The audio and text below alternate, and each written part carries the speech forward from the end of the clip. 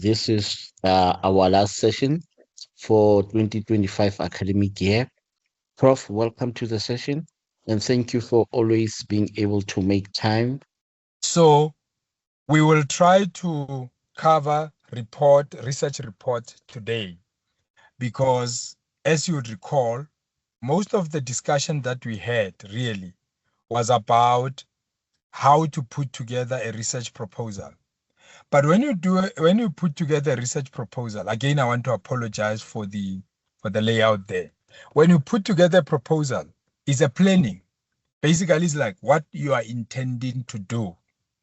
Now you put everything into it. It's almost like, putting together a menu on what to prepare on a day when you're a chef. How much of the vegetables are you going to put together, what is going to be for dessert, the drinks, the starters, and all that. So you're putting it as a plan. So a proposal is a plan. Now, throughout the year, we were really spending time talking about this plan, which is the proposal. We are now at the stage where we then say, you have done the work, you have gone through the whole iterative steps of a proposal. You submitted it, it got approved and accepted. So the next phase of it is then for you to report on it. So basically, you are documenting how much of it, the steps you have followed. Now, as a chef, it's almost like you've dished up what you said you're gonna cook, and you're now taking stock of all those steps. So it is a very involved, intensive, comprehensive process, if you like. But at the end of the day, when you come to this stage where you write the report, this is the culmination of what makes research, an exciting project, because you are telling those that were not part of this journey, your family who have suffered so much because they never got to see you, as this is the product, that I have produced, and this product is going to add to the body of knowledge in my field. So this is where we are, ladies and gentlemen. Now, when we started, we were going through each step, and I said each step is going to take a little bit more time because we have to go into details, and I think you'll recall that when we go to the research design, which in this situation is step 4, that's where we spend a lot of time. The reason why we spend a lot of time there is that there's so much to cover. In that step, you have to cover the approaches. If you recall, the research approaches, qualitative, quantitative, mixed methods. You have to sort of discuss each of those ones in details. What is qualitative, what is quantitative, what is mixed method. We had to cover the population situation there. Where do you draw your sample from? So a population, as in what do we mean when we say this is a population? We'll try to talk about that just now. Then from a population, we had to look at how do you then sample?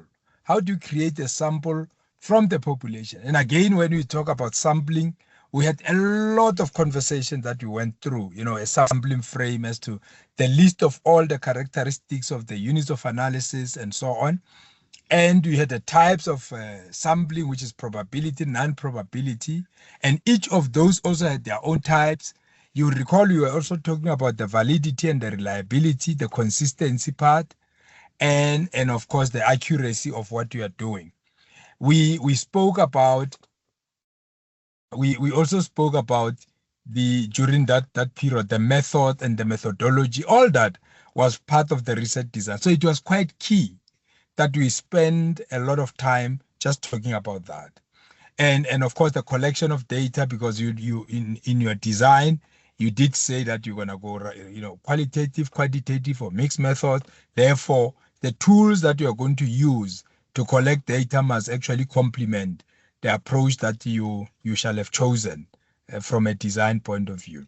Then we spoke about data analysis, because once the data has now been collected using the appropriate instrument, you then have to get into analyzing that data and telling us, what is it that you're able to see. Then we talk about, today we'll then look at the findings, the discussion, the conclusions, and how do you then write this report. But you are documenting the process in essence. So this is where we are today, and we are thrilled that we have at least managed to come to this stage. It's always very difficult, and I think Godfrey will attest to that, to really start and finish this whole work, because at times, we get overtaken by events. But I think this year we really tried to pace it in such a way that our separation is not abrupt, but is more organized and structured like we are.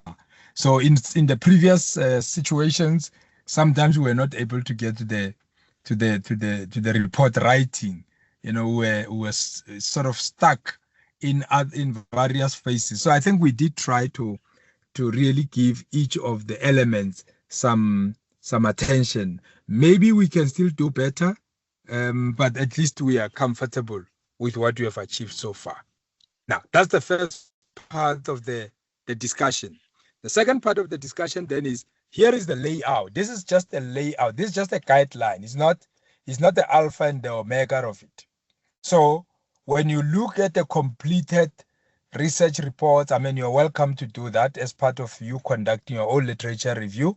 You probably might come up with a different layout, but this is just broad layout that you can look at. But remember, depending on your approach, you can have a report writing which is qualitative, a report writing which is quantitative, or a report writing that is a mixed method, so which combines the two. So basically here we are just giving you the basic elements of it, but as you'd imagine, all this is going to be guided by the research approach or approaches that you shall have employed for your purpose. Now, you will find that in the layout, you could look at the introduction or the background. In the introduction, that is where you're probably introducing us to or giving us the problem of your research. We've got definitions of some of the concepts. There are concepts that are being used in the work that you do, some of which will need to be defined. For example, if you say you're going to work with adolescents, it may sound like it's a common concept that we all know, but in your own research, you may want to define such concepts. So you might have an area in your research, which is part of the proposal that you now had, where you define the concepts and the abbreviations. There's a lot of abbreviations that we use in the country, but also in, as we converse. I mean, I was just listening to the Madlanga, no, not the Madlanga Commission, the Parliament talking about the PKTT. Now, before you know it, it has now become part of our lexicon when we listen to the ad hoc committee, and you keep on thinking, by the way, what is the PKTT? If you have been following the discussion, at least you would know what it is. But for now, that's the abbreviation. So it's important in your document also to have those list of abbreviations. You then have to outline what the aim of your research was. Now, because you are now writing a report, you're no longer projecting the future. You are now documenting the past as to how did you go about this. And remember, what also makes this interesting is that you have now gone through the process. So there are certain aspects, proposal that you encountered intimately and closely because you are working with this information. So you can also reflect on those, your own observations, your own joys, your own tribulations, and so on. Because you are the researcher, you are going through the process. I mean, you might have had withdrawals in the course of your research where some participants withdrew. You may have situations where you had to phone the pains that you had to go through, phone people individually to get them to please fill in those forms and stuff like that. That's where you now sort of reflect on that journey. The literature review, I mean, you have done that in your initial phase of the proposal, but now you basically,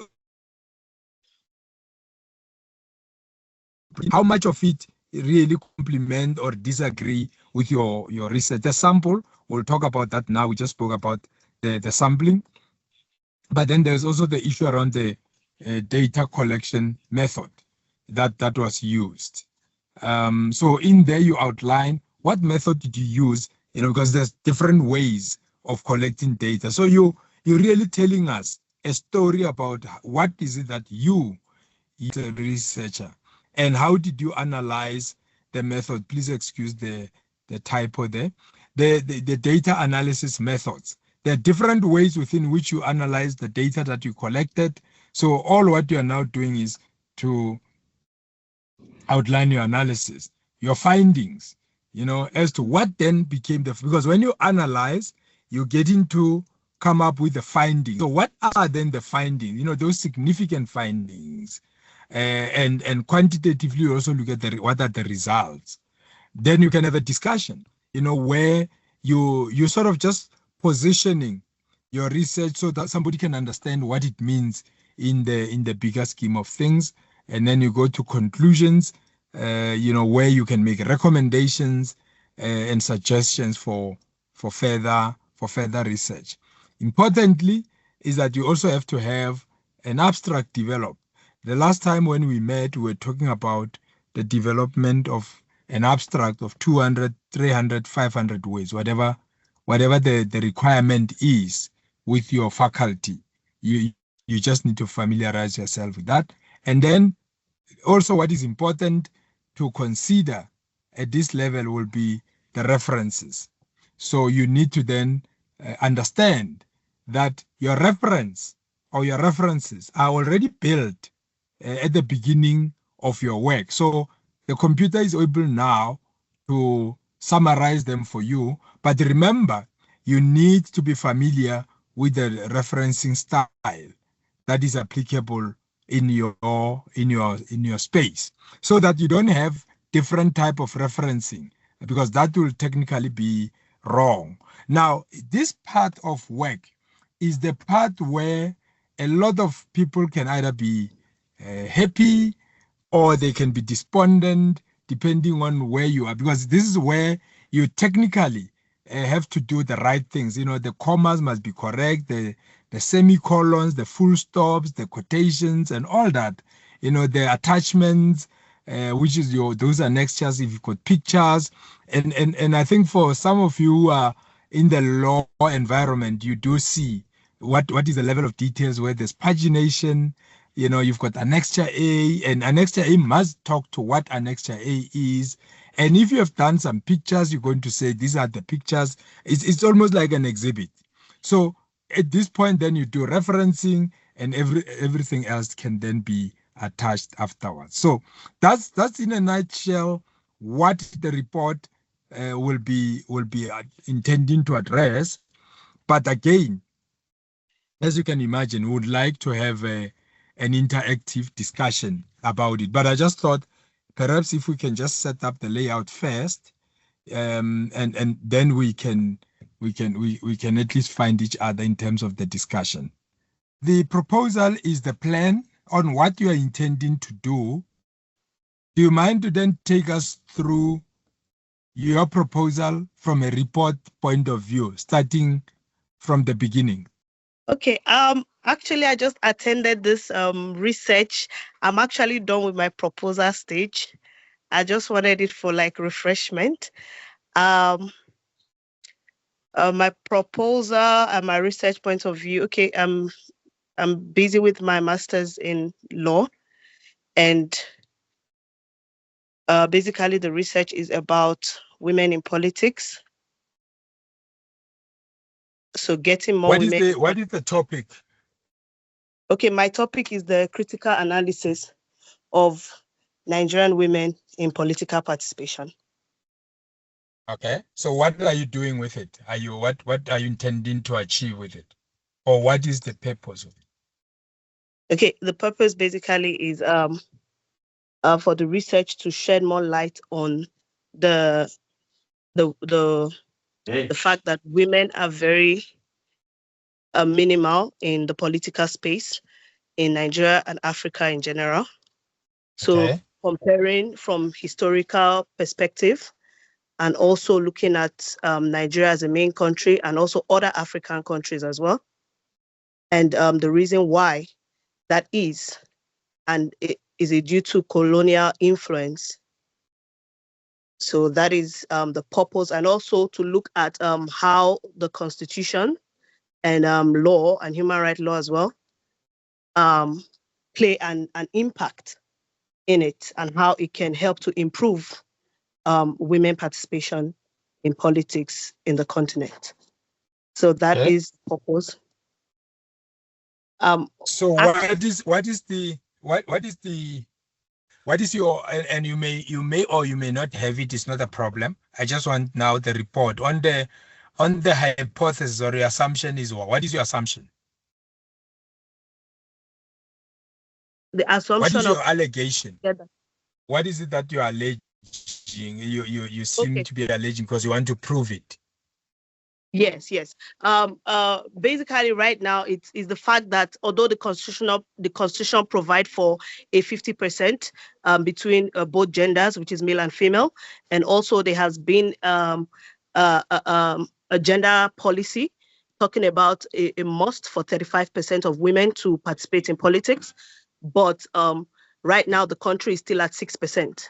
So it is looking into why it is a problem for women to rise even above 10% in political participation. So is your research then going to identify, or you want to identify those circumstances, factors, or whatever else that sort of create some difficulties for women to participate in the political dispensation of some sort? And then you're focusing on Nigeria, but are you focusing on Nigeria and or women in general in Africa?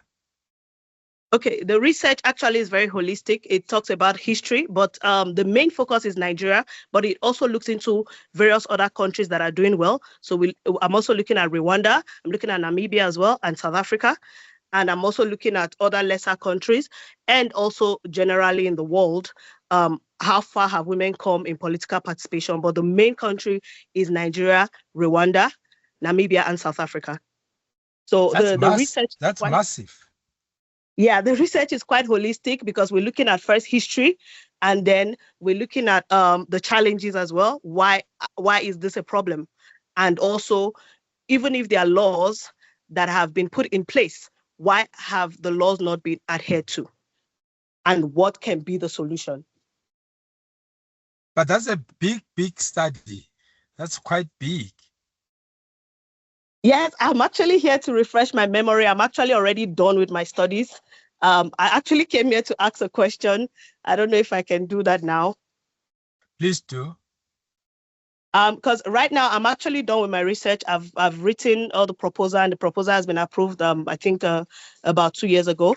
So now I'm in the final stage, which is submission. I've already submitted to UNISA the Turnitin and everything. My Turnitin remark was quite good, the percentage. And I just want to know the steps now, because I did demand for a link to submit. So I want to understand, if, for example, you are trying to submit, but you are not able to reach your supervisor, or your supervisor is telling you to hold on to submit, or things like that, what can you do at this stage? Because I'm at like a stage where I feel stuck at the moment, and I was hoping to be done by this year because I have submitted everything through my UNISA, but I feel stuck on what to do going forward. Oh, okay. It's a difficult one for me, I think, because it's more an administrative question. Would you agree? Just a submission and getting on with your study. Yeah. Okay, so for that one, I'm going to defer to the tutorial officer here. He's here, he's with UNISA. So I would like him to note that and maybe address it at the end of this session with all the administrative questions. If that is agreeable to you, or would you want him to address it like right now? Whichever is suitable for him. Yeah. Yeah. I don't know. He can jump in, but he's here. He will put his details on the chat. It's Mpafudi. So I know that he opened the session and he's going to close it. So maybe let's rather defer it for that moment, and let's continue with what you have already started now. I've noted it, and I'm sure he will deal with it. Okay, no, thank you very much. Now let's move on. Now we know it's about the participation of women. So we'll write that my study was, assessing the participation of women in politics, and you were focusing on Nigeria, South Africa, Namibia, and Rwanda, as you say. So what is so that's the population. Women, is it all women in those countries? Or are you looking at particular women? It's quite a lot of people that you're talking about here. Yeah, the focus is basically women, because women make half of the country. Most of this country, we have more women, especially in Nigeria. We have almost 50% women. Yes, and that makes it even worse. Yes, exactly. But what I want to hear from you, Charity, is which women are you focused? I mean, as long as you are a woman, you are in your study, or are you gonna be able to identify those that you would like to participate in your study? It's a big study. Oh, like the particular women, like am I interviewing people? Is that what you mean? Yeah, well, if you say to me you're going to look at women, I will then look at the demographics, and South Africa will have more women in the 60 million. Nigeria, it's almost 300 million. There's 50% is almost 200 million there. I mean, how do you then begin to work with such staggering numbers? Okay, the numbers is actually gotten from like the statistics, the INEC website as well, which is the independent election website. So since I'm focusing on politics, I get the information on how many women have registered to vote in this country, and is that reflecting on how many women that also have come to vie for office. So most time the women are a lot that come to vie for office, but once they get to the polls, the number reduces, or they are just kicked out because people don't vote for them. So I think that's where the challenges come. Is it about? Are you talking about women who are who are aspiring to lead? No, just women already in leadership position. Yes, aspiring to lead and in leadership position. So what is it? So what is it? Are you gonna then say, okay, let's use Nigeria for example.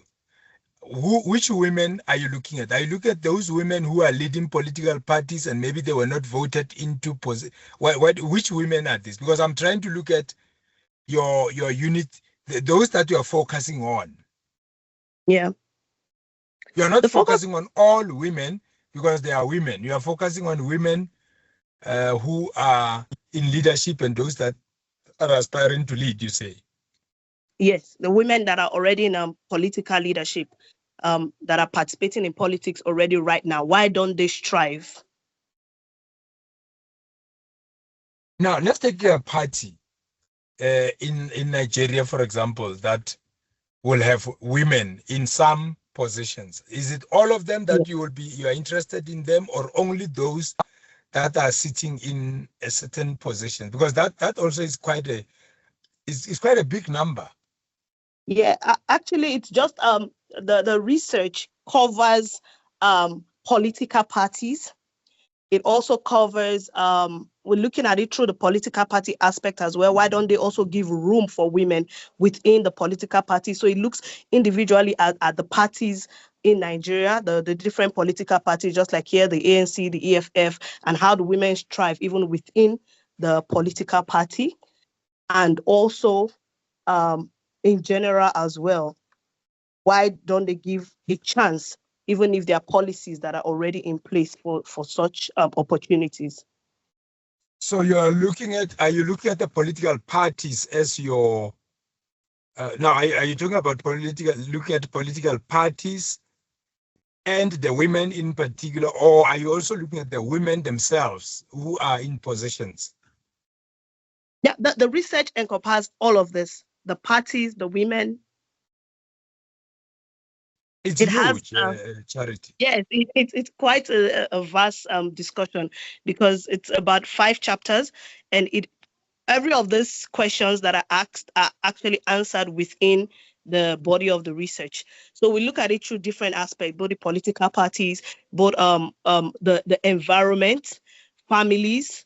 Is it that the families, even from a girl child, we look at it also through the girl child. Is a girl child let's do it this way. Let's do it this way. Let's do it this way. I don't know much about the political parties in Nigeria, which is quite a pity, but let's take the PDP, right? One of which I've heard is PDP. Now, PDP will have, it's called, okay, now I'm using an abbreviation, the People's Democratic Party, right? Yeah. Now that party will have men and women. Yes. And it will be voted by men and women and young people and older people. So what I want to understand is, if you take that party as an example, and you find, I mean, there are women there, women who are voters, but also women in some positions. Yeah. That's just one party. Now, take me quickly through how you will work with, let's use PDP. Are you then going to work with the party and the women in there, or how is it going to work? Okay, the research doesn't just target like parties, like one party. I'm not looking at, okay, let's say I'm using just one party. There's quite a lot of parties, yes. But I want you to demonstrate to me how you will work with, let's just use this as a party, as an example. There are many parties, of course, yes. I agree with that. So there's a part that talks about political parties, and it talks about like almost all the political parties like in the same spectrum. And it's also just saying, although women are in this party, but they are relegated to more of the women league in the party. They are not given the opportunity to move further beyond the party. Because, for example, you want to be a president, the party has to agree who they are bringing out of the party. And we had a case, an example where a lady also was supposed to be voted for out among her male colleagues, of which she never even got a vote. She only had her own vote. So, so she was, the only vote she got was by or for herself. Yeah, even the fellow women in the party didn't vote for her. So what is your question? Let's use that as an example. So what then becomes your question? To who is that question directed? Okay, what is the question and to whom is it directed? Okay, the question is, why are women not able to elevate politically in Nigeria? What are the challenges that who is that question directed at? It's directed to it's directed to the very same woman, to the very same woman who voted for herself. Yes. So you are actually, amongst other participants, you're asking the same woman who voted for herself, because she is a woman, she's also in leadership position. First of all, she must answer that question. Yes. So the people, and then who else must answer? Are one, the government; two, political parties; three, communities, the civil society, families, NGOs. So that is how are you funded? Are you funded, Charity? Do you have funding for this? It's not a big project. Yes, and I intend to go further on it because there's so many aspects to tackle. Like the research has further studies, but for now I'm not funded. But if I'm funded, I intend to go further studies to really research on it and even go further into other African countries, because Nigeria is not the only one. We're not even the lowest. We have other countries like Republic of Benin and Ghana and the northern part of Africa. Because of religion, we also look at how religion play a part in this as well. Are you doing it by yourself, or you're a team of researchers? No, it's just me for now and my supervisor. Yeah. Did you say you've got a supervisor, or you're still waiting for the allocation? No, I have a supervisor. Oh, okay. Yeah, it sounds, to me, I don't know, is it quantitative? It maybe have to be. Now it's Or is it desktop mixed research. methods? No, Sorry? I'm not interviewing anyone, so it's purely desktop research. Yeah. Oh my way. So what? Okay, so it's qualitative. Yeah. But then how do you? Okay, so what is going to be your data set? So basically, who? If you say you're not interviewing anybody, but you're going to ask a question, who is this question then directed at? I mean, if you say, why are women not doing it? Who's supposed to answer that? If it's not. I'm also answering some of the questions. I'm also answering some of the questions also in the research. Who's answering them? You yourself, you're answering them. Yes, I'm answering some of the questions as well in the research. Why is it because you are a woman, or is it because as a researcher you've got experience of some of these situations you're talking about? Yeah, I do have a little experience of this situation as well, and also via research as well, via research and also personal experience. So the question you asked about the challenges that women face in politics, for example, is directed at some of these women in political in positions, but you are not going to talk to them. Who are you then going to talk to apart from yourself? Okay, or what is the source that you're going to be using apart from the fact that you'll be answering some of the questions yourself? Yeah, so most of the sources are the Independent Electoral Commission, which is the Commission for Elections and their bylaws. Yes, but they will give you data on give you data on the number of women who vote, who participates, and so on. Yes. But then they may or they may not know why, because they don't determine the voting patterns and behavior. They only recording who's voting and who voted which way and so on. So they will be able to answer. But the actual reasons why are women not advancing, you will have to get them from the political parties as well, because they are the ones who do the campaigning for elections. So who's then going to answer that? Who's going to answer those questions? The data collected are from political parties, from INEC, from NGOs, and from academics. Yeah. So there's already secondary data that is at your disposal. Yes. Because the data has been collected already, but it was not collected for this exercise that you are doing. Yes. So it's secondary. Yes. So I'm just putting all the data together in one research. Wow. Okay, that sounds interesting. That sounds quite interesting. So let's now move on.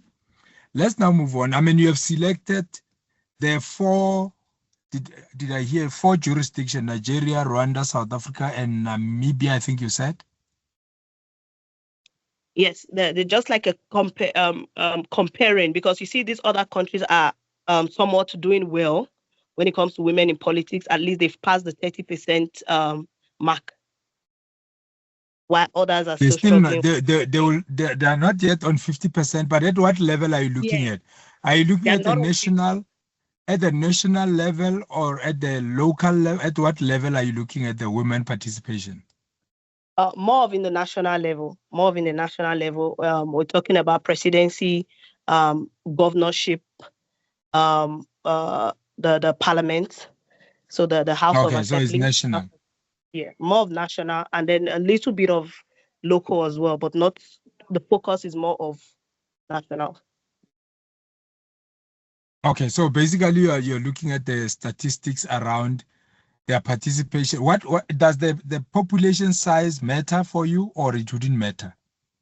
Yeah, the population matter as well, because if we have more women, why is it not reflecting in the national? I think that is like the main core of the research, the population. And then the size of the country's the sizes of the country's population that you are doing comparison, does it matter or not?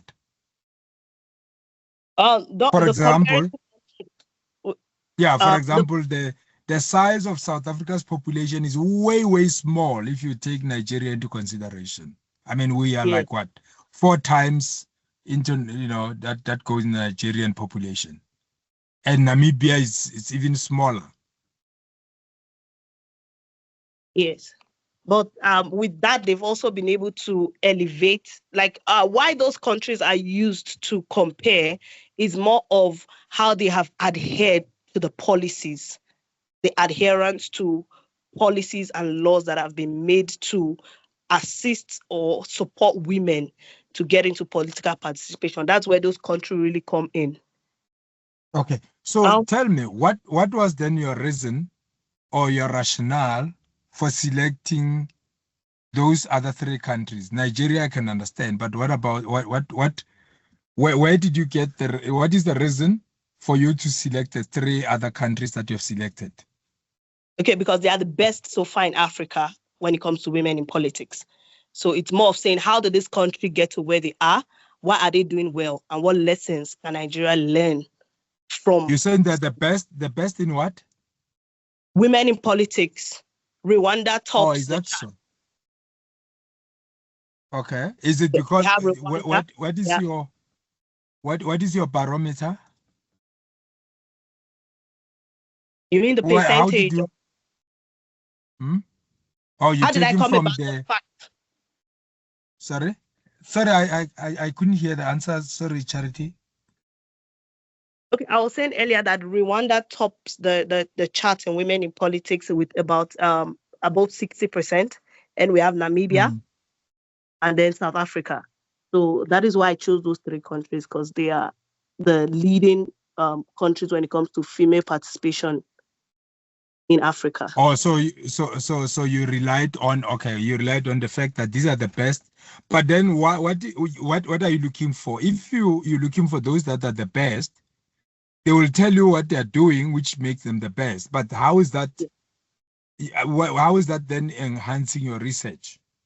Because your research is about you're looking at women participation, basically looking at the circumstances that are hampering their participation. But now you go to the country that is at 60%.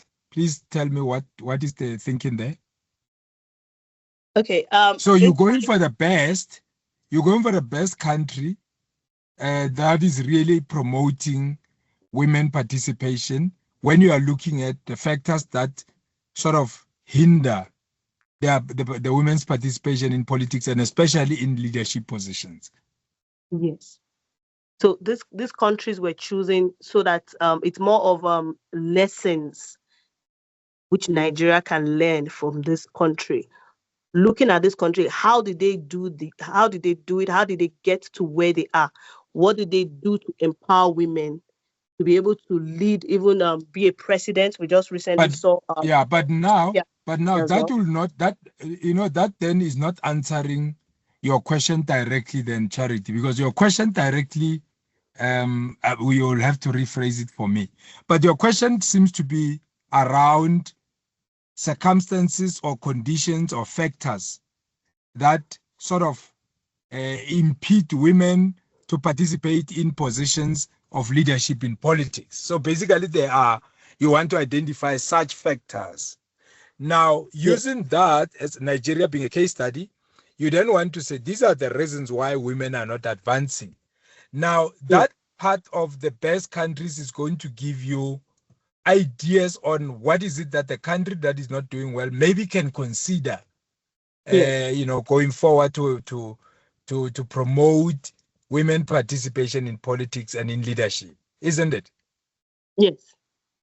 That's just a chapter of its own, because the research, the way my research is structured, it's more of history. I talk about the history and where Nigeria women have come from historically.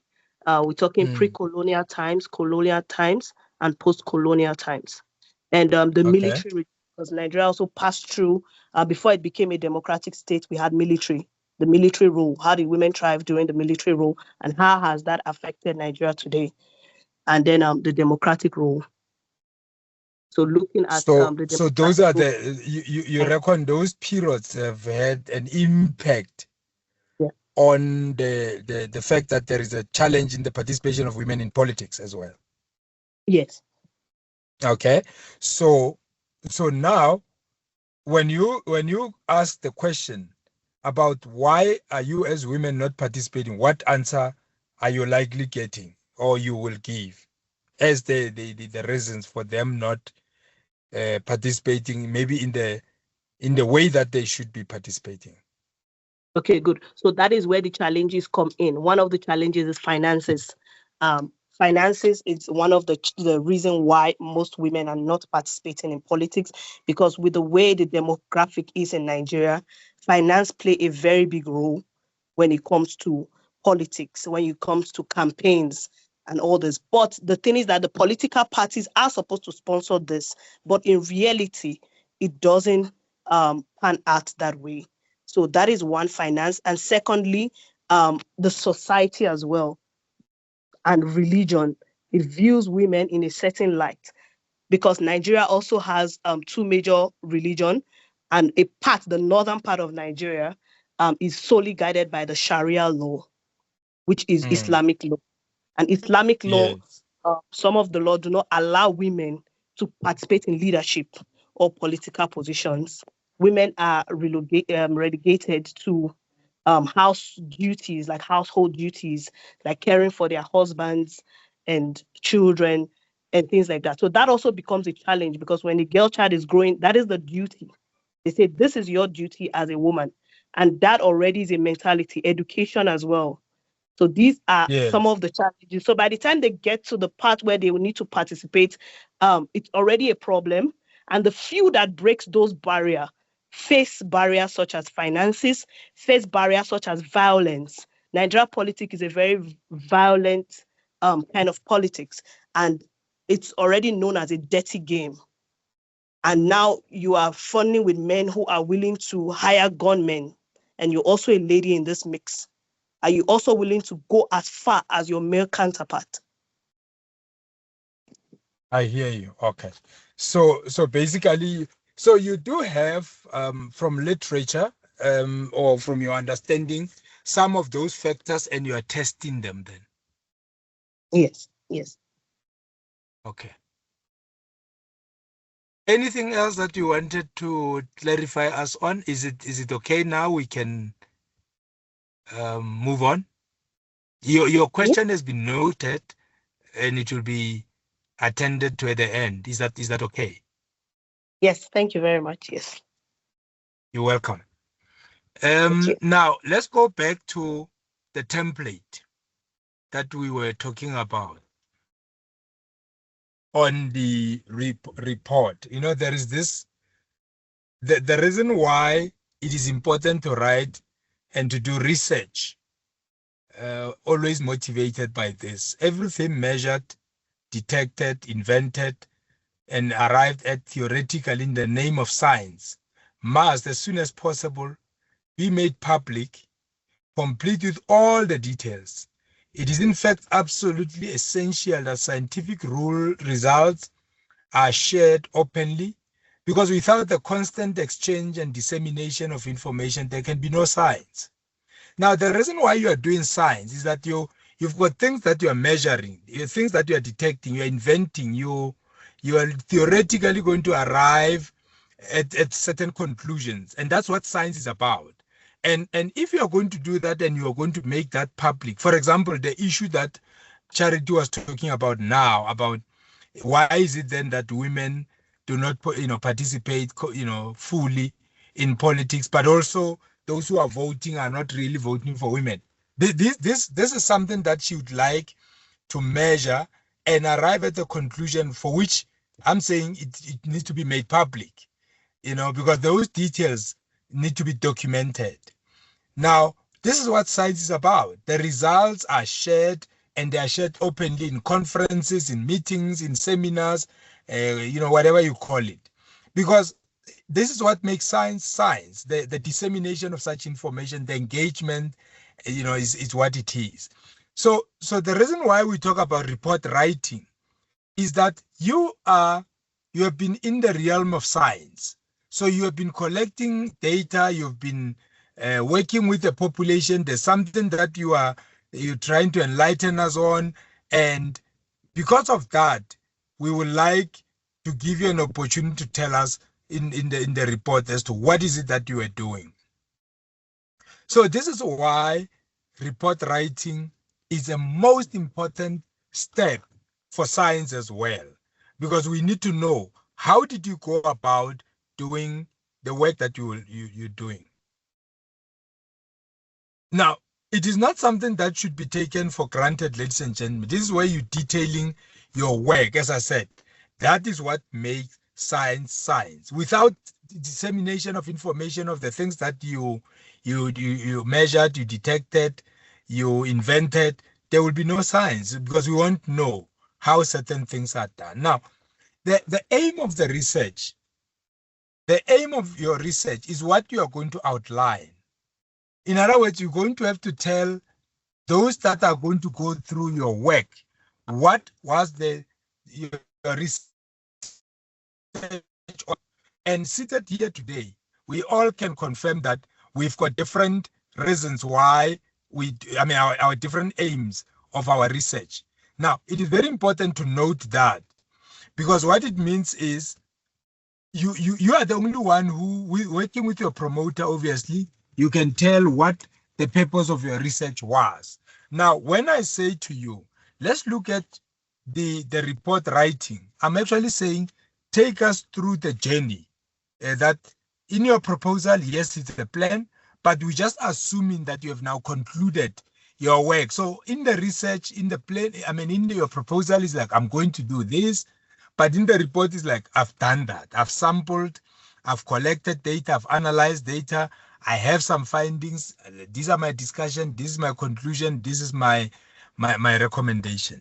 So that's essentially what we're working on. But maybe let me go back to Nontokozo. Let's see. Nontokozo, are you here today? Good evening, Prof. Yes, I'm here. Okay.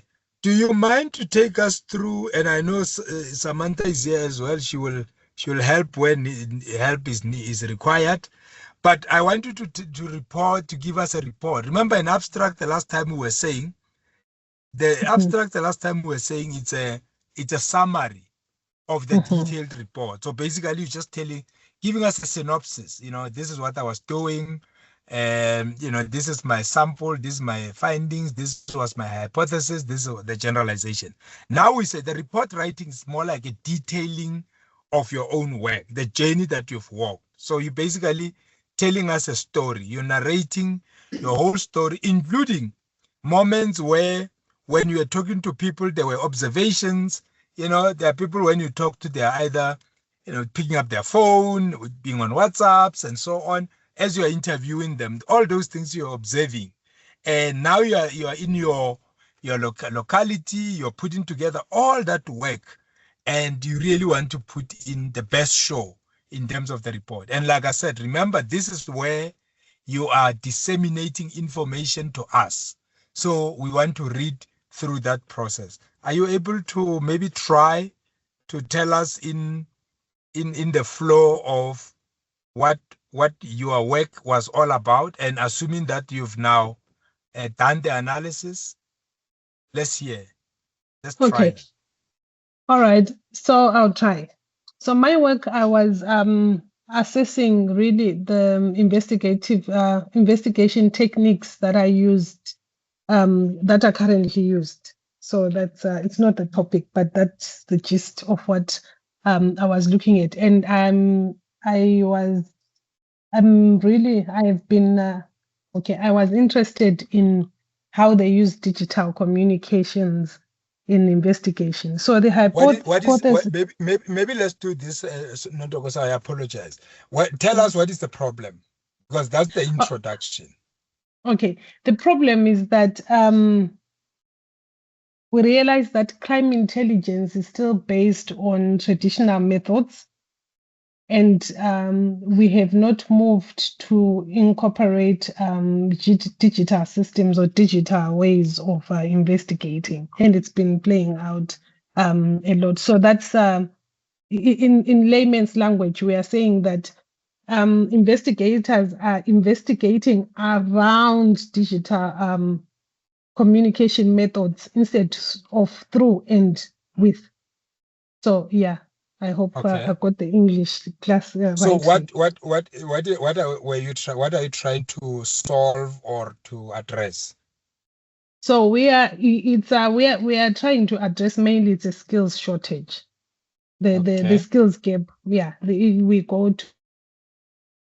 So you are saying there's a gap in terms of their usage of digital. Then.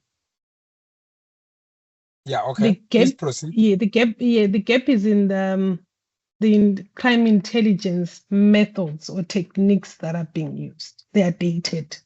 Effectively, we are saying dated. It builds on what you said earlier when you started off the class to say that the world has changed. We have become better now. We meet online. Yes. And we know how to use the presentation, etc., the surveys that we do. So we are saying that the investigators are not stepping up. So now almost all investigations have got a digital footprint. And that is where you start. And that is a good, I think that's a good problematizing of what you're trying to, the gap you're trying to address. It makes sense. So what was your assumption? Yes. So our assumption is that investigators in Gauteng are still using traditional methods in financial crimes. So financial crimes will always have a digital footprint, and we are not seeing that in the investigation patterns. Okay, and then so what was literature saying about that? So now literature from the global north is indicating a shift. So there is a discourse in definitions. So the literature from the global north is showing that they have adopted definitions, collective definitions on what cybersecurity will entail and what financial crimes will entail. So in the global south, there is that disconnect in that we are not using the same definition. So if I were to ask someone that what would you think of the cyber crimes, they would think of identity theft and you name it and all that. But really, it's a field on its own. So it's got aspects we have not moved towards that. So, and we do not have enough literature to cover that. So the literature in the global south is looking at this challenge from a political perspective and economic perspective. So are you saying there was not enough literature on the topic that you were investigating, right? Yes. On the micro factors, there is not enough, but it's only on macro factors. Okay. So yes, and it's come up in quite a number of a few studies have picked up that if we understood the micro factors, we'll be able to inform the macro factors properly.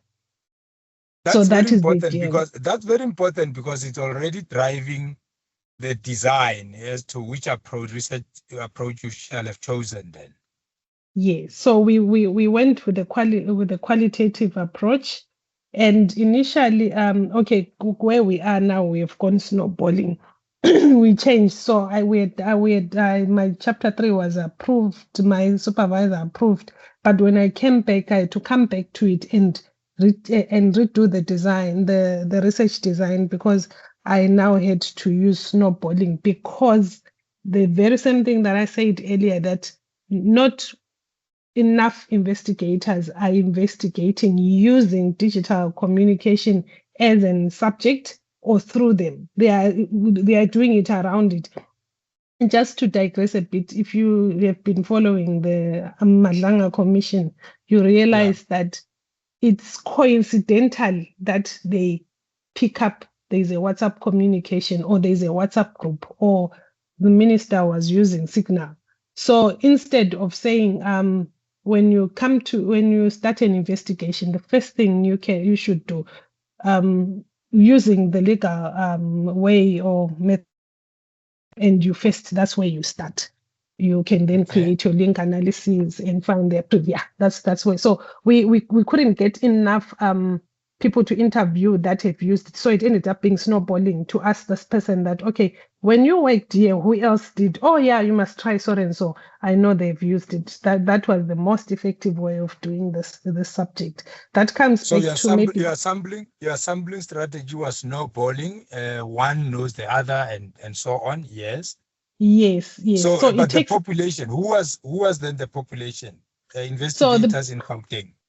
Yes, it's the forensic practitioners, not investigators, practitioners, because they include those that are in the financial services sector.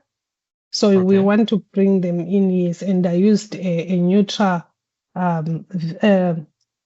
side where they are all members professionally, but they do not have allegiance to their employer. Because that is where I thought when we meet there, you hear people talking about the gaps and opportunities in their workplaces that are not being taken advantage of.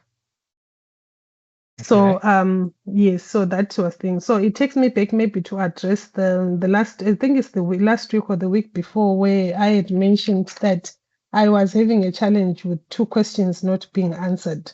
So it was not that the questions had not been tested. We did a thorough pilot.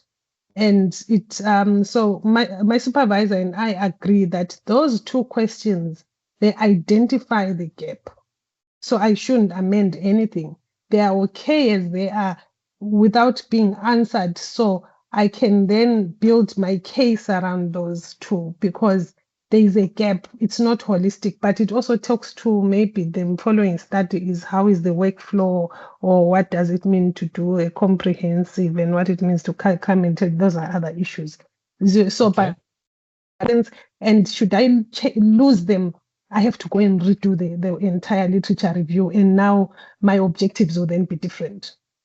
So they specify a gap, and then now the data analysis, that is where I am. I'm not actually. I was panicking. I was thinking that. Tell me the data collection. So it's a sample snowballing. What method are you using to collect data? I mean, it's in your write-up. Oh, okay. I wanted to. Yes. I'm using semi-structured interviews, and I am recording them on my cloud, and I'm also taking notes. Okay. So yeah. Okay. Continue. I'm ending with 7, no more than 7 people. Participants. Okay. So let's say you have collected the data with semi-structured. Now you can continue and say you are now analyzing the data. How do you analyze it? So I've created themes and sub-themes that I'm seeing, and I'm using the same keywords that I had brought up, that I had come up with on the literature review, and I'm highlighting that. So one of the keywords will be it opens up, it starts with the digital communication. And then I'm also noting words like electronic media. Are they using that? And then it's also if they can name platforms, because then there will be platforms. So yes, I'm using that thing. So I had not, so because that's where I am, my supervisor recommended that I use Atlas to think.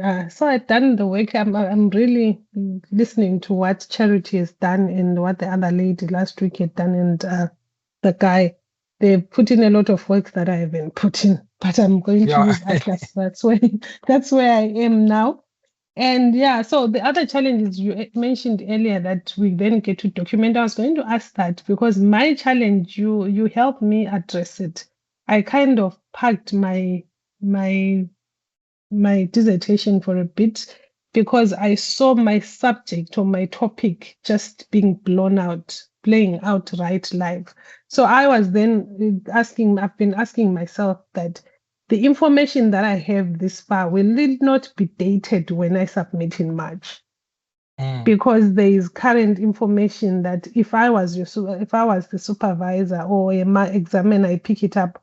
My mind, obviously, whoever would mark, their mind they'll be reminded because what I'm looking at is playing out live. It will be fresh in their memory. Would they not want to find, to read something along those lines? But Prof, last week you said to me, I must ring fence my study and say, this is what I'm doing and I stick to it. Yes.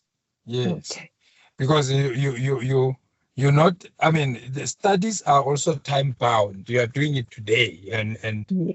in the next year or two. Actually, the way things are so rapidly moving now, I mean, AI might even say to you, well, there's some other studies and so on. So you need to be comfortable with what you are doing because you've got the methodology and the process that you're following yourself, you know. Yeah. Otherwise, things do move all the time, yes. That is where I am. Yeah. Okay, so now you have collected data, you have analyzed data, and you're coming up with findings, right?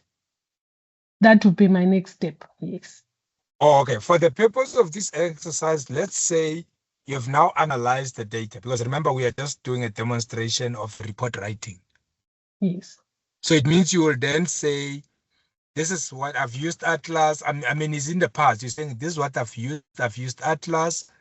And of the investigators that I've spoken to, or the practitioners that I've spoken to, indeed, it turns out that they are not using the digital platform, for which then it confirms your own assumption earlier that it seems to be the case. And when you ask the question as to why are they not doing it, there could be a number of reasons, one of which is capacity building, for example. Now, where are you moving into?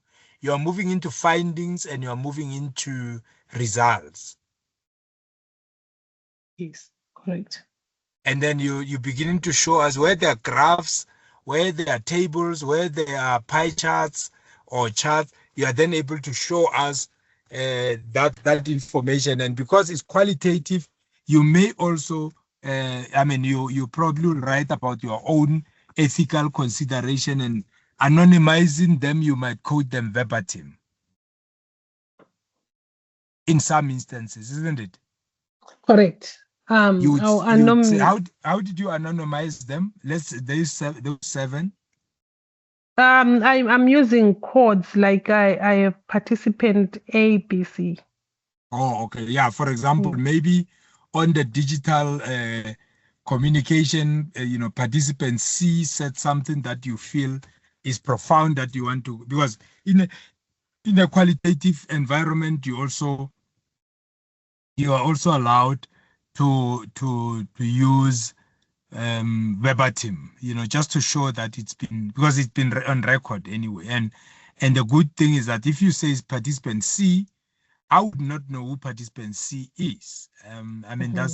That then complies with the standard that is required for research on anonymizing participants. So it sounds like that's the report. That is the report. That's what we mean. Because now you are, although I hear you still on the journey, but we were trying to push you to say, talk to us like you've already walked the journey. And I think that's exactly what you tried to do. But then I have a question to ask, and maybe that question is going to be answered when we do 1 or 2 slides again. The triangulation. How did you triangulate the data? Oh, okay. So I hope, that's a good thing. So I'm using because I'm doing interviews. So I also had case studies that I'm looking at, and I'm also using literature review.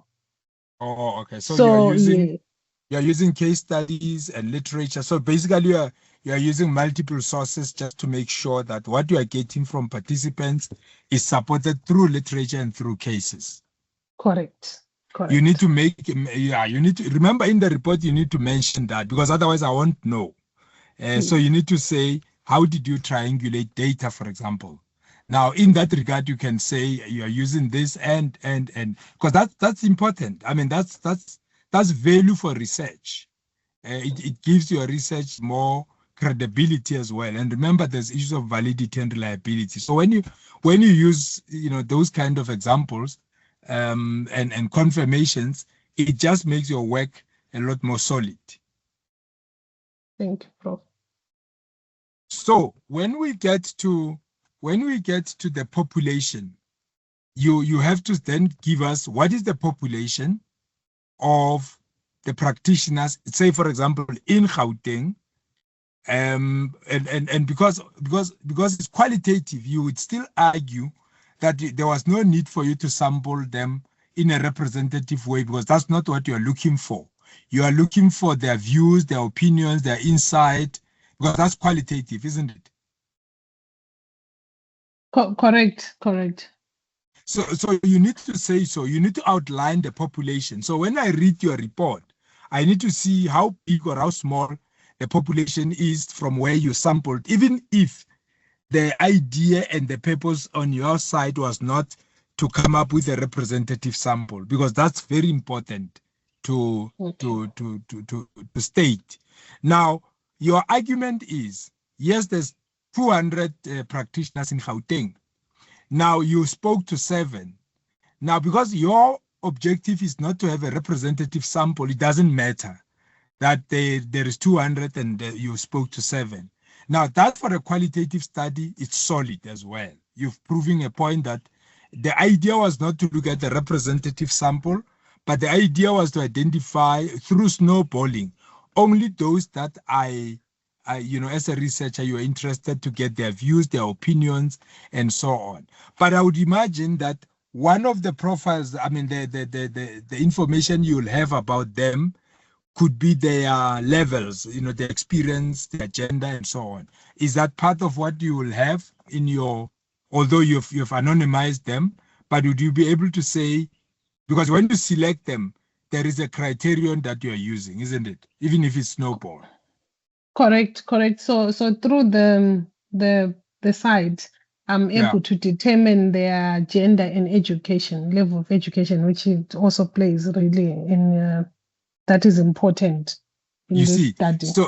So when you give me a sample, I want to see that. I want to see who these participants are without you telling me their names, but to say, this is the context, their educational background, and maybe their years of experience, if available, all together, because you are just demonstrating how intimately knowledgeable you are of the sample that you're working with, so that when the bigger population was to be, because remember from here on, I can take that information, the qualitative study, and I say, okay, I have got a capacity to look at all the 200, then I can go quantitative, just survey all of them. By developing questionnaires and asking them further questions to tease out the themes that they've given you when you are working on qualitative study. Yes, just maybe to share what has since happened is after, because I went through the administration to get and they put it on the magazine and it went international. I received a link to a study, a quantitative study that is now coming from the US. Similar topic. It's not closely, because mine will then have a location and but reading it's so similar, and I'm thinking they have the capacity to run such a study. They went quantitative, 15 questions, and yes, because they now, for them, they can, because now you have teased the discussion at this side, and therefore you are able to see how they could have done quantitative, because they do have resources to do so. Yeah. And I'm sure when you look at it, it's like, wow, somebody thought just like I did. They copied me. They didn't think. They copied me. Plagiarism. And by the way, you can now start collaborating.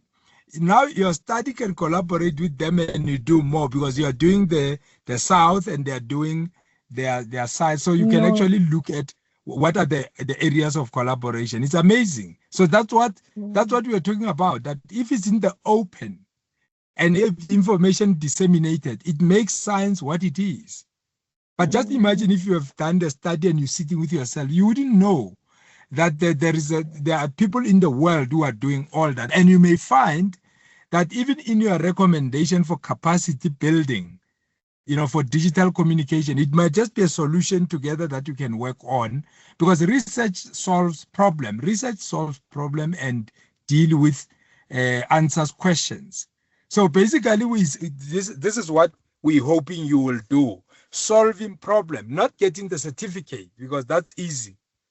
So I'm glad, Ntokozo, we picked you and Charity on this, and it looks like you guys have got amazing work that you are doing on the background, just that it was quiet. Thank you, Prof. Thank you, Sam. Okay.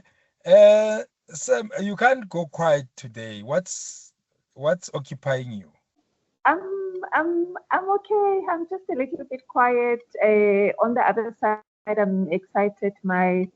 My participant is finally back from overseas. So on Friday, I'm doing my data collection. So wow, a bit of a sigh of relief, even though when I think about it, around about this time, I would have wished to be submitting for exams. But yeah, I'm excited, even with the different approach. Yeah, there's always a reason for delays. So yeah, I'm excited and looking forward to this different journey of doing a biographic narrative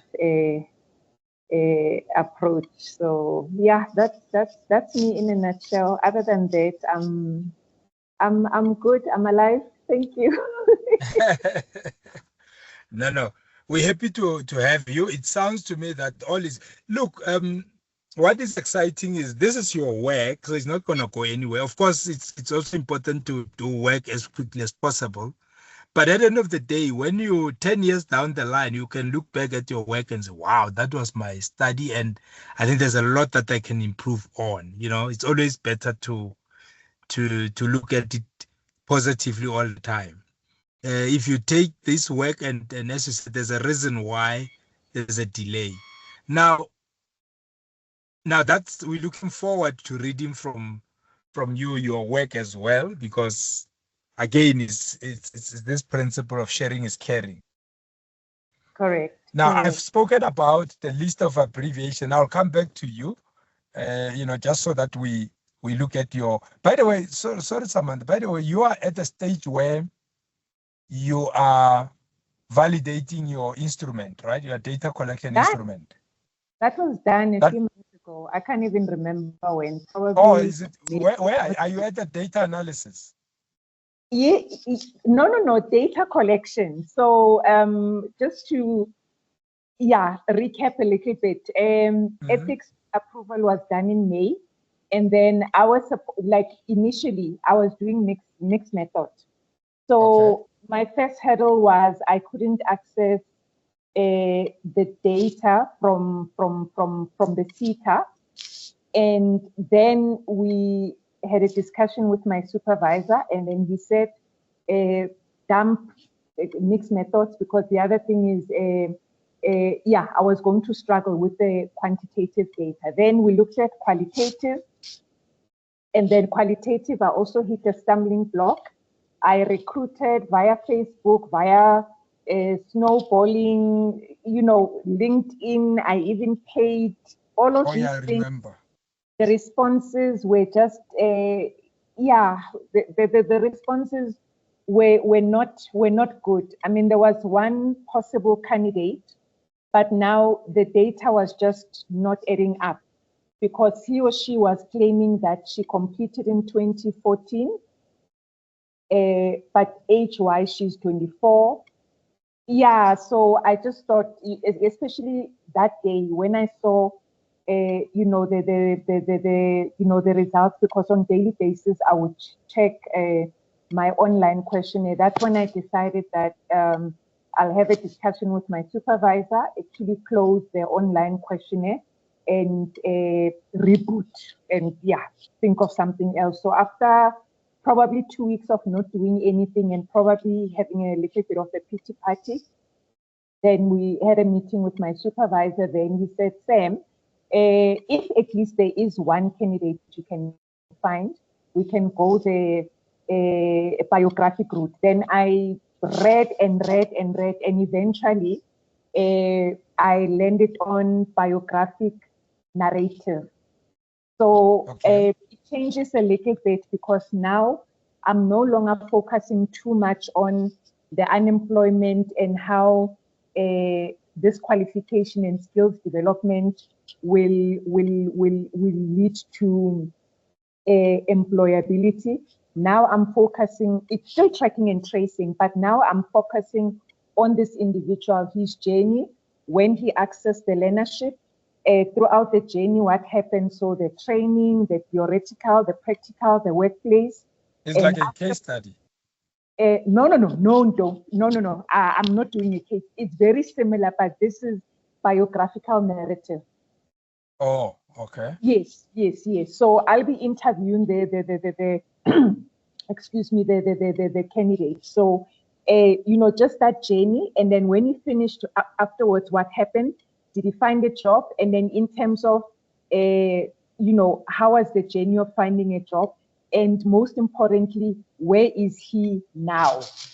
So that's why it's the biographical. So it's definitely not a case study, because I sat literally for about 2 weeks finding literature and also comparing, because there's a stage where I said, it sounds like case study, but then I eventually, when I did my comparative, and I was even with my supervisor, and we were really comparing and checking the benefits and so forth.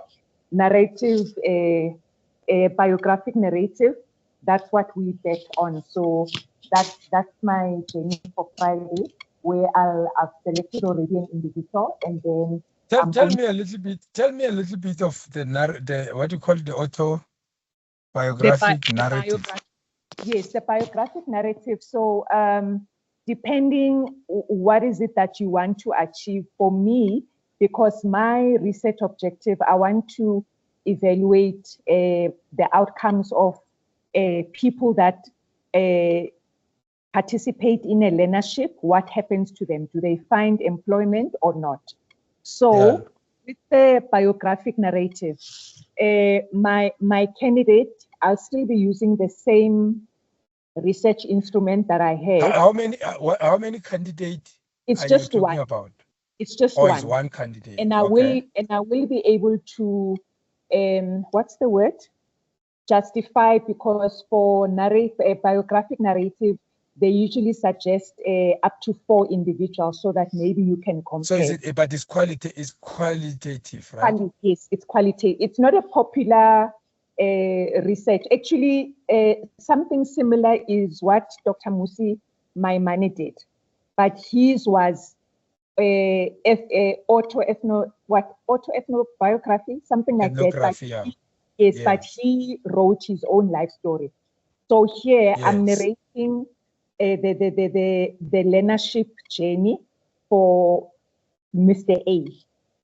So when he started, how he was recruited, what transpired during the learnership. But did you say it's did you say in terms of the approach is qualitative? Are we agreeing on that? Definitely. Oh, okay. Very similar to case study, just that here you are just dealing with this individual, and you are you're focusing on this individual in detail, like in a scientific manner. Yes. Okay. So the sampling, how was the sampling done? Just remind me again. How did you, well, maybe sampling is not the word I'm looking, but how did you identify this particular participants of all the participants that are there? Just as a justification. So, sampling. So fortunately, it's a candidate that I taught in the learnership. I think this was 2015 or so. So yes. So what sampling strategies that is it convenience? Yes, it's convenience. Yes. So I conveniently, because he was there, ready and able known to you, Yes, because there were a couple of other individuals, and I think probably I had 5, that could have been, if I was choosing a larger population, but because we had agreed and were justifying why we're only using one, individual to actually gather very rich data. So just one is sufficient. Wow, that's interesting. Now, that's very, very interesting. I think I love it. But you will still be listening to his life story. Yes, definitely. Except definitely. that you have identified areas that you will be guiding the story. For example, how did you get recruited? You know, those kind of questions. Yes. 100%. Yeah. 100%. Now, the collection of your data, how are you going to collect it? Through an interview. So I'll be interviewing him, semi-structured interview. Obviously, the question is that I was administering. That's going to turn into an instrument, and then yes, I'll be asking and obviously giving him an opportunity to really express himself, and then we take it from there. So once I'm done with those interviews, I'm actually anticipating 2, if not 3 sessions, because I'm avoiding bombarding him on day one so much. Yeah. So just to also give him a reflection on what else that he would like to tell me, because to be honest, it's almost like 3 phases of his life. When he joined the learnership, what transpired, obviously he was coming from either being unemployed, being maybe a part-time student or whatever. And then with the learnership, what actually transpired, so he went through the theory part, the practical part, the workplace part. So that journey, we need to document that. And then at the end of the learnership journey, what's next? So that will be the next phase. Was he maybe retained in that workplace company, or maybe did he find employment, or did he actually sit and remained unemployed? So I also need the details in terms of the journey post learnership. How long did he find, and so forth, and also looking at what's the word? My English data is The bundle is gone. I was in a key CTO workshop for the past 2 days. So yeah, today I had a lot to talk about. So also, like obviously starting from a junior level, he could have been a sales representative, maybe got a promotion, hopped to another company, because as we speak right now, he's an executive. So that's what makes me excited, because here's this guy who came in as a baby, completely clueless, fresh from varsity, and now he's an executive in a multinational company. So that's where I am. Yeah. So I'm going to capture all of that up until like now. What is he doing right now? Yes. Wow. And then what is how do you record the interview? I'll be using a recording device. It's going to be face-to-face. Yes, I've opted for face-to-face. I could have done probably a month ago, but it was overseas, and I just thought, it's going to be a little bit impersonal if now we have to be, Teams meeting and so forth. So, just have a friendly face-to-face where and there will be a rich observation during that period as well, of course. Exactly. And also, read his body language, even ask him, okay, here, why are you being tearful, or why are you smiling? Whatever memories and things. That's gonna be great. Yes, that's gonna be great. Yes. Now, do you have an idea of how you're going to transcribe and analyze that data? I will attempt. Because I'm quite good at note taking, I will attempt, transcribing my own notes, but I will also probably seek help from, AI. But my first priority is I will want to listen. I'm actually quite, good at transcribing and taking notes. Oh, okay. All right. And now that you'll find all that exciting, what are you more likely to see or to discover in terms of your findings? And this is now hypothetical, obviously, because you have not yet reached that point. So let's say you now used Atlas, Atlas IT to Atlas TI, yes. Atlas TI to analyze your data. So we assume you now transcribed. You've got your data that you have done your data reduction. You've cleaned it up. Everything is okay. You've got the verbatim, the tape recorder is here. Now you are analyzing it and defining what are you most likely to see as findings that you can expect? In terms of the findings, like looking at what transpired during the learnership. So all the skills that he acquired were relevant and applicable, and afforded him that opportunity to really dive into as in being productive once employed. Because one of the biggest gaps when we look at varsity graduates, so my initial study was also going to compare with varsity graduates. Varsity graduates, they usually are accompanied with a huge experience gap. So with the learnership, one of the things that I'm looking forward to is all those things that he's learned, the various skills, time management, presentation skills, doing data analysis, discussing formularies and medical aid issues, discussing, products in a very scientific manner. That all of those skills have equipped him to be ready to hit the road running once permanently employed. And okay, from your understanding, then,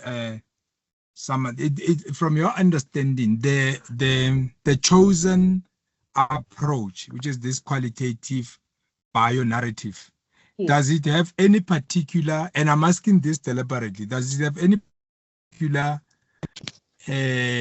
analysis method that you are aware of, or is just the general qualitative data analysis methods? I might not be 100%, on point, but when I did my reading, one of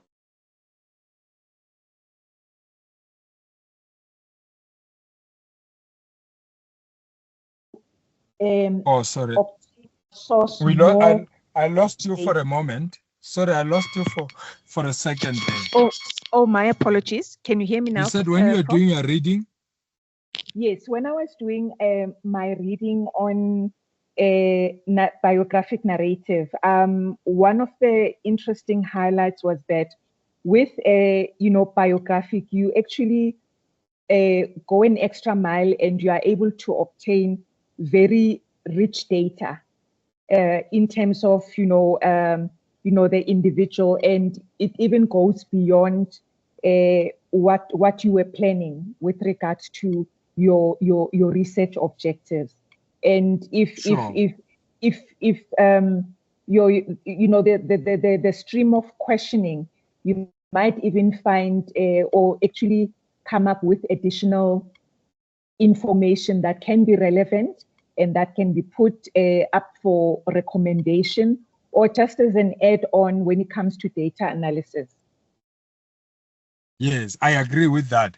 But it might as well be that Atlas TI is still relevant, because the rich data will come in a form of text, in a form of ways that they are going to be expressed, which is the same process that you'd follow generally in a qualitative study anyway, isn't it? So yes, the Atlas could still be a useful tool for the analysis of the data. It's rich data. But yes, we are still going the Atlas a route, Prof, because I used Atlas to actually validate the questionnaire. So besides using SPS, well, is it the questionnaire or is the interview? Is it the interview guide? It's an interview. So now we've converted it into an interview guide. So it has, the questions are themed accordingly. So you'll have your biographic, and then some of them. What was this? So they are open-ended. Yes, open-ended, and they are also aligned to my research questions and objectives. Oh, and great. So now when we move ahead when we move on, we say, now we know you will be using Atlas TI to analyze because it's appropriate. We know that for a fact. Now you've used it, you've analyzed the rich data that you collected is sitting with you. Great stuff. There's themes that are aligned. What then in the findings are those themes that you were looking at? And how many are they? The themes. I mean, there could be more themes. As you said, there's flexibility of the process because the qualitative does give you that flexibility. So how many themes are we looking at, more or less? I could be thumb-sucking a Prof, but it's okay. Roughly we are looking at about 7, if not 8. One of them would be, the experience and industry relevance, the roles and the skills, challenges. I've actually included challenges in the questionnaire / interview sheet. What types of challenges did they experience, any opportunities? So what is the employment landscape? So yeah, I could be thumb-sucking around about 8, but I think, once I've done the transcribing and I run it through the software, then at least I'll be able to come with no, it's fine. No, it's fine. It's fine. I think what we are trying to do, remember, we are showing a report writing. So you are saying there's about themes. Let's just say 7 to 8 of those themes. So those themes will be built. Some of them are built from the literature that you have conducted. Am I right? So basically, there would have been literature that was guiding you on. Yes. Sorry. Yes. I'm sorry to cut you. No, it's fine. It's definitely the literature, and then including the conceptual framework. So the conceptual framework, I've used 2 theoretical frameworks, and then I've incorporated into a conceptual framework. You see why I'm raising this is that when you write about those themes that you have identified, obviously you're going to write with them and you're going to support them with the literature that you have used. For example, those conceptual framework to say this area is supported by literature or not supported by literature, because it could be a different finding. But generally, you'd be saying theory says this, and this is what you found. And you will also quote some of those statements by the participant verbatim as well, isn't it? 100%, definitely. Yes. Interesting. That is also similar to what we were saying to Ntokozo, that because you're now sitting with this rich data, some of the statements that the participant will be giving you will find themselves in the report. How do you anonymize this participant? In terms of anonymity, it's just going to be participant A or Mr. A. Anyway, I think participant A will be better.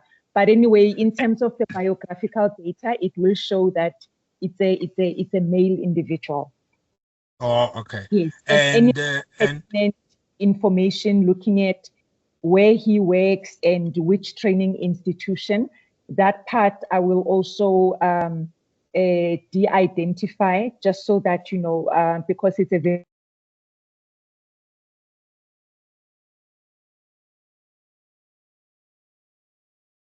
no, I lost. Ntokozo, can you move a bit? Yeah, you disappeared just for a second or two. Just repeat that last point. My apologies. So I said in terms of his current and previous workplace and the training institution where he acquired the learnership, I am going to de-identify it so that at least he's comfortable. And I don't want a situation where one day somebody has grudges and said, oh yeah, you said, you know, pharmaceutical company, blah, blah. So yes, some of the, I wouldn't say sensitive, but yeah, some of the information I'll just, you know, de-identify to say pharmaceutical company, maybe local pharmaceutical company or multinational company. Now, what about triangulation then, Douglas? How did you triangulate the data? That part, Prof, But I think you said it because you are using you're using literature, those conceptual and theoretical framework, and collecting from the the participant, and you yourself, you're also familiar with the space, isn't it? Hi, Prof. Sorry about that. I don't know what is happening. I was saying you have got information that you're going to collect data from the participant using the instrument, but you also said there's theoretical foundational theories that you are going to rely on, and you yourself, you're also familiar with the environment as well. Yes, and I think, Prof, the other thing, doing a bit of a document analysis, because with this learnership on, you know, the SETA website, there's usually, you know, guidelines in terms of how is it going to, how it needs to be implemented, what are the processes. So I will do a document, you know, that's analysis. Important. That is also important to know, because it justifies that triangulation as well. Yes, but yes, in yes. essence, if I were to then ask you, what is it that you are trying to establish overall? I mean, I know it's in your objectives, but if somebody was to say, what is this research all about? What would you say? This biography, this bionarrative research. What is it that you are attending to, or you are meant to address or to solve? Okay, so I want to evaluate whether the pharmaceutical sales learnership representative is No, you're saying you're going to do document. Yeah, well, I was just trying to conclude the part the way I'm saying it's important for you to state how you are also triangulating the data, and I think you covered it when you said there will be, apart from the interviews and you knowing there's the environment, which you can state as well as a researcher, but also the fact that there will be document that you'll analyze from the SETA itself. Now, my question was to you, what are you trying to resolve? And I think that's where you were a little bit not clearer to me because of the network. So what problem, or what is it that you are solving in the bigger scheme of things? Okay, so in terms of what I'm trying to solve, Prof, is that with these learnership, I'm trying to establish how effective are they in terms of providing skills leading to employability. So I'll also be diving into the actual skills acquisition and how this whole process leads to employment. So on one side, it's supported by policy. The government initiated learnerships as a way of providing skills, but in terms of the pharmaceutical industry as well, because there is no qualification or a university degree where one can go and say, I want to become a pharmaceutical rep. In most cases, somebody that did maybe marketing or they've got a life science degree, they'll be recruited as rookies and they get training. So here we're actually looking at this learnership opportunity where one delves directly into a course that will offer them industry relevant skills, both theory and practical, and hopefully lead to an increase in employability. Okay. Yes, and one of the important aspects as well, like if I have to also bring in the theory part of it, COPE's experiential learning, you know, the four, you know, where, you know, it's the abstract, now you read, you understand, and then later on you have to practice what you've read, you have to, you know, reflect all of those concepts, and including situated learning theory. So I'm going to also incorporate all of that. So yeah, in a nutshell, the main aim is, did this learnership equip someone enough to lead them to employability? And if that's the case, then let's look at the journey and where are they now? That's why even with the title, it says tracking and tracing of learnership, you know, beneficiaries. So anyway, this time it's just one beneficiary, but yeah, he's representing, you know, the learnership population. Thank you very much for sharing, Samantha. It's absolutely fantastic that it looks like all of you are on top of this situation that you are working with. But I just want us, maybe for completeness, we write this report. I mean, we've been asking these questions because it's part of the report writing, you know, so sounds easy when we talk about it, but basically that's your report. That's Nontokozo's report. That was Charity's report, you know, writing about all this, but also the discussion where you are now telling us what this is meant to do, because that's what the research is about. The research is about solving a particular problem as much as you're going to have findings and recommendations. So, but thanks for all that. I do appreciate. And both of you or all of you have been talking about the qualitative. I think I am safe to say, in the main, most of you here have been more leaning towards the qualitative study, which is okay, because, you know, from what I'm hearing is that even with Charity, you know, she was not going to go big study. I mean, big sample, sorry, not big study, a big sample. And so was Nontokozo. So is, so I think I was very correct when I said we focused a lot more on the qualitative, which then brings me to this point that when you look at the population that you are working on, you are not necessarily worried about how big the population is. You worried about the method where you're getting as much data as possible from one or few of those that you have identified, whether it's through snowballing, which I think I had earlier, or is through just studying of records, which I think Charity was speaking about, or the bio-narrative, the bio-narrative, that biographic narrative that we just heard about now. Because you see, with the good thing with the qualitative is that because you can work with one case and you can work with one case in depth, it allows you the flexibility to ask as many questions as possible. But all what it means is you still have to collect and analyze that data and make sense of it, and link that information or that with literature. So it's important to state how your population and how your sampling came about, you know, because that's all what you need. Now, the size and the type of the sample that you are using need to be stated in your report.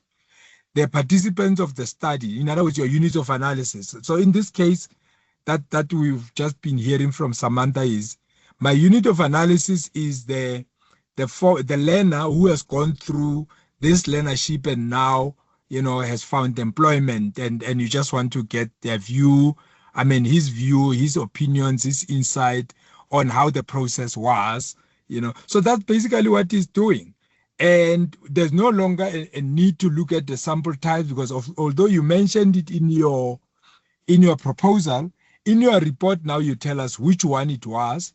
And from what I'm hearing is that because it's a non-probability and it's convenience, it's just identifying this one because you know him, and you've got the way within which you could interact with him. It's allowed. So it's a non-probability type of sampling, but convenience.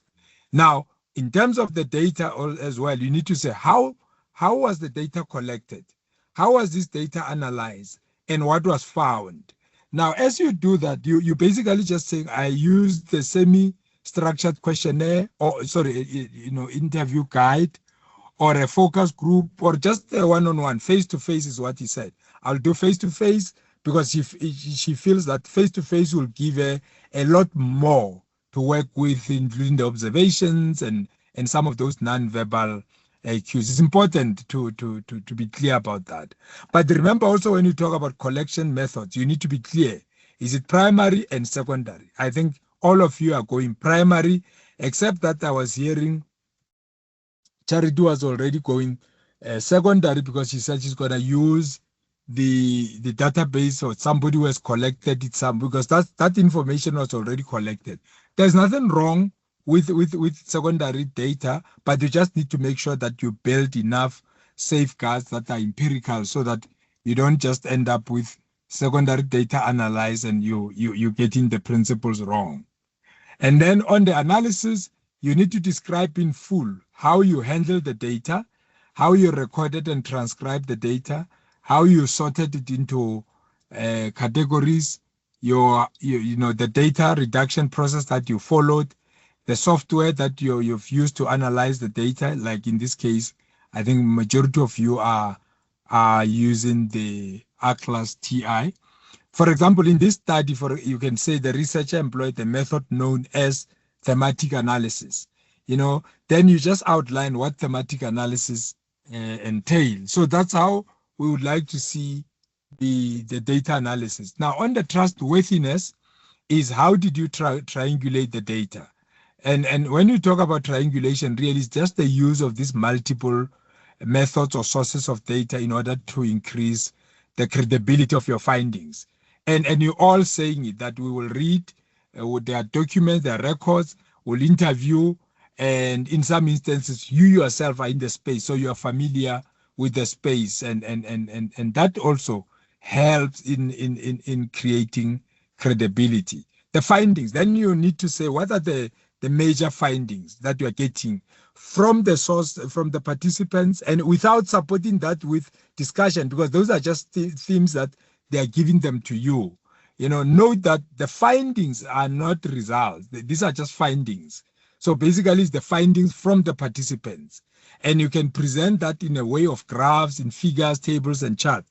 I mean, where that is necessary, where that's also available, it just helps with accuracy and clarity. Then we're saying there will then be a point of conclusion. Now, in the conclusion, really, and unlike maybe other form of conclusion, here you summarize the finding, you suggest those applications, such applications that needs to be realistic. So in other words, you are saying this is what you are suggesting: training or capacity building for practitioners on the utilization of digital investigative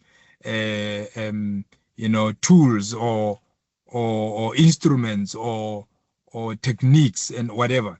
But there should be no attempt to extrapolate your findings beyond the data, because remember, you are not working on a representative sample. You're just working on the convenience, the snowballing. So you need to try to limit your reporting within the sample that you're working with. So don't extrapolate and say, because of this, it means that, this situation will apply elsewhere.